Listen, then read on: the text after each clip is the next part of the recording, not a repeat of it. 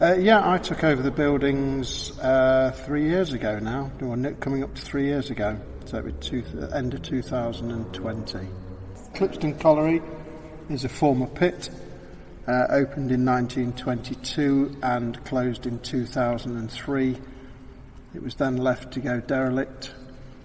The buildings are listed. It was under the control of the Coal Authority, but sadly they let it neglect, and we're now reversing that. I mean, most people wouldn't buy a pit. What made you buy a pit? It's a crazy thing to do, isn't it? I saw it as an opportunity. I think it's got huge potential. I also saw the fact that it had been on the market for 20 years and no one had come forward to do anything with it. So I thought, well, maybe I can do it. Well, I can see you've done a lot in 3 years. Could you tell us what you've done so far? First of all, dealing with the hazards.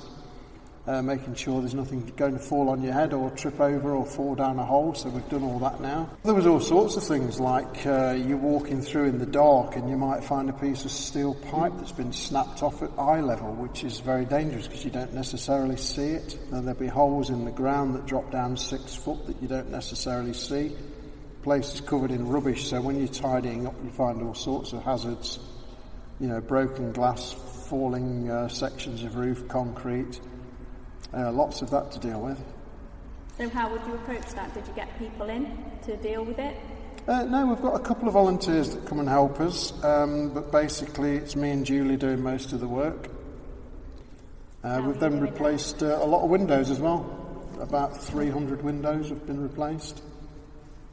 And have you had a company in to do that? How's that been done? No, me and Julie have been up the scaffolding doing that.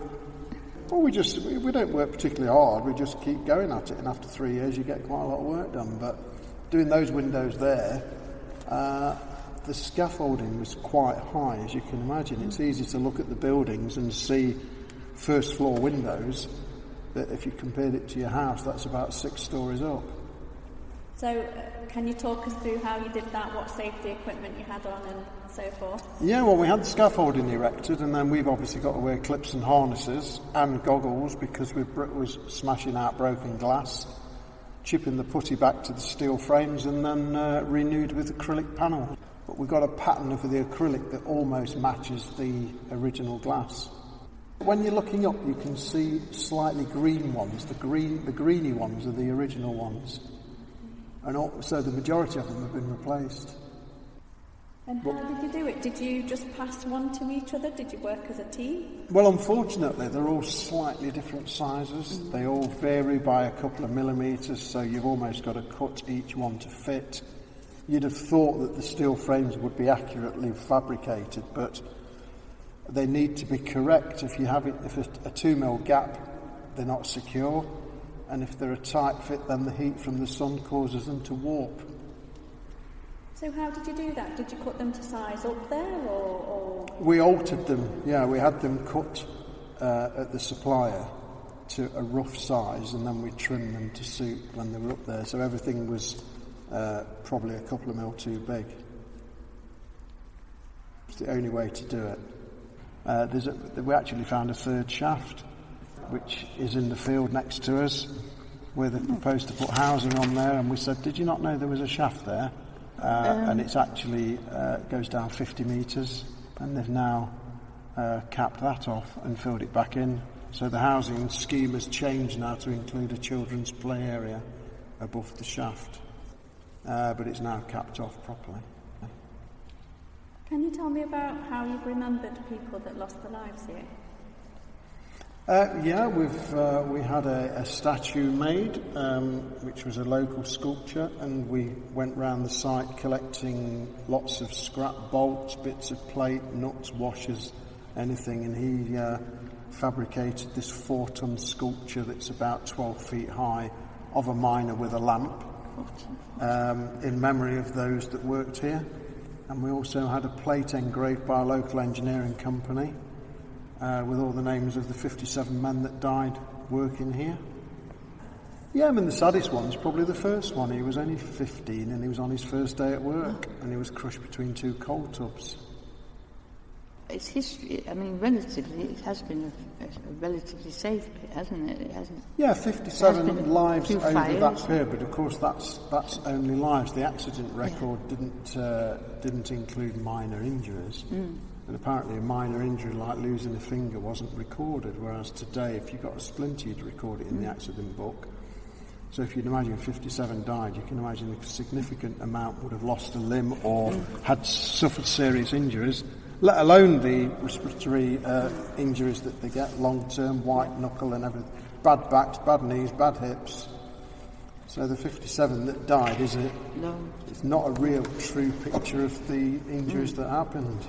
You've got to be careful because one chap came and he hadn't been here since his mate died, and the lift slipped while his mate was stepping out and he was with him and decapitated him, and he was telling me the story, and to be honest I was crying with him.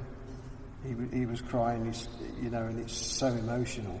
And he hadn't been back, I think it was 1982 or something, I can't remember now, when his mate died, and he hadn't been back since. And when he left, he said it's like a cloud's been lifted off me now, I've been back to the place.